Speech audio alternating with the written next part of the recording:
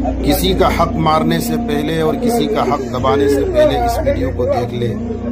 एक भाई ने जवानी में अपने दूसरे भाई की जायदाद जब्त कर ली थी, कब्जा कर लिया था।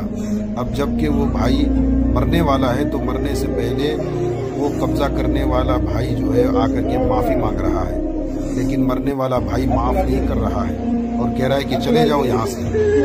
दोस्तों, यकीनन किसी का हक मारने से पहले, किसी का हक हड़पने से पहले, दबाने से पहले आप इस वीडियो को देखें। इस वीडियो में बड़ी इबरत है, नसीहत है कि किस तरीके से वो गिरा रहा है, माफ़ी मांग रहा है, लेकिन मरने वाला भाई जो मरने से पहले जो है मरने के करीब है, ये नहीं माफ़ कर रहा है।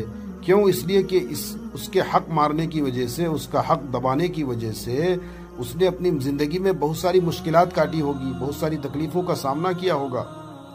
ये दुनिया तो ख़त्म हो जानी है, इसके बाद जो दुनिया और जो जहां शुरू होगा, जो ज़िंदगी शुरू होगी, वो ज़िंदगी अनलिमिटेड है, लामहदूद गैर महदूद है। वो ज़िंदगी कभी ख़त्म नहीं होनी है। तो वहाँ तो यहाँ के करे किराया का हर चीज़ का हिसाब देना होगा। वहाँ रब्बुल आलमीन की अदालत लगेगी। फलयौम ला तुज़लमु नफ्सुन शैआ।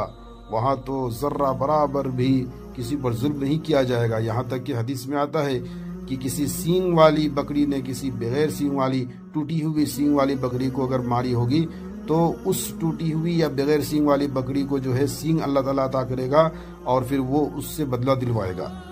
तो वहाँ वो तो बदले का दिन है, वहाँ पे किसी पर जुल्म नहीं होगा, किसी पर जो है किसी किस्म। फमन यअमल मिथक़ाल ज़र्रतिन खैरन यरा वमन यअमल मिथक़ाल ज़र्रतिन शर्रन यरा। कोई एक नेकी लेकर आएगा, उसका भी बदला उसको मिलेगा। कोई एक बदी लेकर के आएगा तो उसका भी उसको बदला मिलने वाला है। और सबसे बड़ी बात यह है कि हुकूकुल इबाद जो है ये बहुत नाजुक है। हुकूकुल इबाद का मामला बहुत नाजुक है। अल्लाह ताला जो गफूरुर रहीम है और रहमुर राहिमीन है, वो अपने हुकूक शायद माफ़ कर दें। शिर्क के अलावा अल्लाह ताला जिसे चाहेंगे माफ़ कर देंगे। इन्नल्लाह ला यग़फ़िरु अन युश्रक बिही व यग़फ़िरु मा दून ज़ालिका लिमन यशा। लेकिन हुकूकुल इबाद जो है ये बहुत नाजुक है, आदमी वहाँ फंस जाएगा। इसलिए किसी का हक ना मारें, किसी पर जुल्म ना करें और किसी का भी हक ना दबाएं।